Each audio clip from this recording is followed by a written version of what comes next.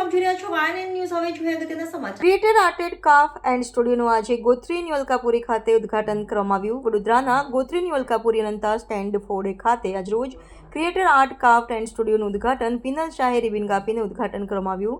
સાથે દીપ પ્રગટાવીને સ્ટુડિયોનું ઉદ્ઘાટન કરવામાં આવ્યું. ઉપસ્થિત રિપલ મહેતા તથા પરિવારનો તથા બાળકોના વાલીઓ હાજર હતા, જેમાં 40 જેટલા બાળકોએ પેઇન્ટિંગ એક્ઝિબિશનમાં મૂકી છે. ખૂબ જ સરસ બાળકોએ અલગ અલગ પેઇન્ટિંગ કરી હતી. બાળકોને સર્ટિફિકેટ આપીને પ્રોત્સાહન આપ્યું હતું. ખાસ વાત એ છે કે MS યુનિવર્સિટીની ફાઇન આર્ટ્સ ફેકલ્ટી ખાતે શીખેલા છે રિપલ મહેતા.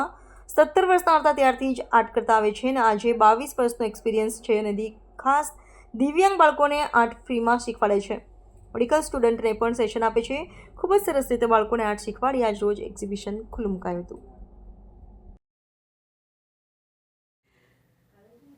Hello everybody. આજે હું તમને ક્રિએટર આર્ટ સ્ટુડિયોના ઓપનિંગ માટે રિપલ મેમની ખાસ ઓળખાણ આપું. એ ફાઇન આર્ટ્સ ફિલ્ડથી છે. એમણે 22 વર્ષથી એમનો આમાં એક્સપિરિયન્સ છે. બધા નાના 5 વર્ષના બાળકોથી લઈને 45 યર્સના લોકો સુધી એમના સાથે કામ કરવાનું. એમના 2 યુનિક કોન્સેપ્ટ હું બધાને ખાસ શેર કરવા માગું છું. એ દિવ્યાંગ બાળકોને આ આર્ટ ફ્રી ઓફ કોસ્ટ કરાવે છે અને બીજો જે આજના ફિલ્ડમાં બહુ જરૂરી છે, જેમ કે મેન્ટલ હેલ્થ ઇશ્યુ નાના બાળકોથી લઈને મોટા લોકોને, ઇવન મેડિકલ સ્ટુડન્ટ્સને પણ હોય છે.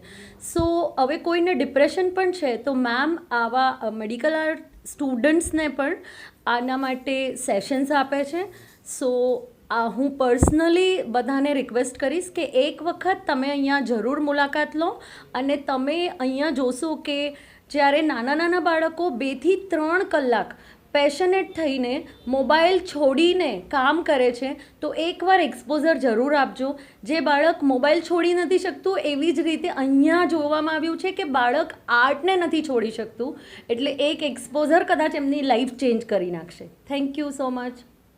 ઓપનિંગ કર્યું છે, શું નામ છે સ્ટુડિયોનું અને કયા વિસ્તારમાં ઓપનિંગ કર્યું છે? મારું નામ રિપલ પ્રજીત મહેતા છે. હું લગભગ 17 વર્ષની હતી ત્યારથી લઈને અત્યાર સુધી એટલે 50 રૂપિયાના મહિનાના ક્લાસ ચાલતા હતા, તો હવે પહોંચ્યા છે સીધા 5000, 7000.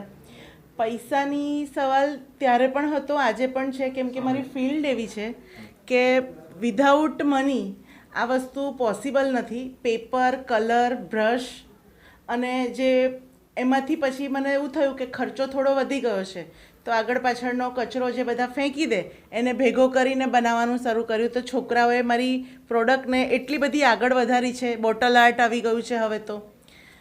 હવે બીજી વાત થાય કે બેરા મૂંગા આપણા સ્ટુડન્ટ છે, દિવ્યાંગ બાળક આપણે જેને કહી શકાય, જે બોલી નથી શકતું જન્મથી, જે સાંભળી નથી શકતું, એ બાળક બેસીને 3.5 કલાક કોઈક વસ્તુની અપેક્ષા વગર ડ્રોઈંગ કરે છે અને એ ડ્રોઈંગને આપણે મહત્ત્વ એટલું ગણીએ કે આપણે જોયું, એક લાઈક કર્યું, આપણે એનાથી આગળ વધીએ તો એ બાળકને આપણે એની લાઈફમાં ખરીદીએ એ પેઇન્ટિંગને. બીજું કે થોડું એને પ્રોત્સાહન આપીને કોઈક એવું લાગે છે આપણે એને સ્પોન્સર કરીએ તો એ એની લાઈફમાં ઘણું આગળ આવી શકે એમ છે.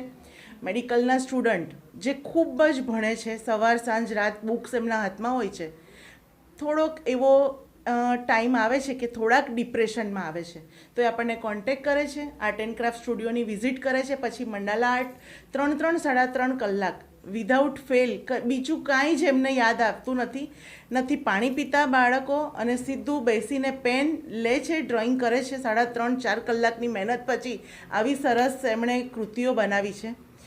તો હું આર્ટની ફિલ્ડવાળી એવી વ્યક્તિ પોતે રિપલ એવું કહ્યું દરેક બાળકને કે મોબાઈલ અને ટીવીથી જો થોડુંક દૂર રહેવામાં આવે અને એવી કોઈ વસ્તુથી કે જે તમને આગળ નથી લઈ જતી, એક્સપ્લોર કરવું હોય તો તમે બેસો. મમ્મી પપ્પા જે કંઈક સજેશન આપે છે ટાઈમમાં, વેકેશન જેવા અમૂલ્ય ટાઈમમાં તમને એવું કહે છે કે તમે આ ક્લાસ જોઈન કરો, આ ક્લાસ જોઈન કરો, તમે અહીંયા કંઈક જાઓ, શીખો. આગળ જતાં તમને કોઈક જગ્યાએ તમને મદદરૂપ થશે. કોઈ વસ્તુને નકારો નહીં, નકારાત્મક વિચાર પણ ના લાવો. મમ્મી પપ્પાના પૈસાને વેડફો નહીં અને થોડુંક આગળ આવી અને 15-20 દિવસનો પણ ટાઈમ મળે, બેસીને કંઈક બનાવો કે તે તમને આગળ આવીને કંઈક મદદરૂપ થાય. Thank you.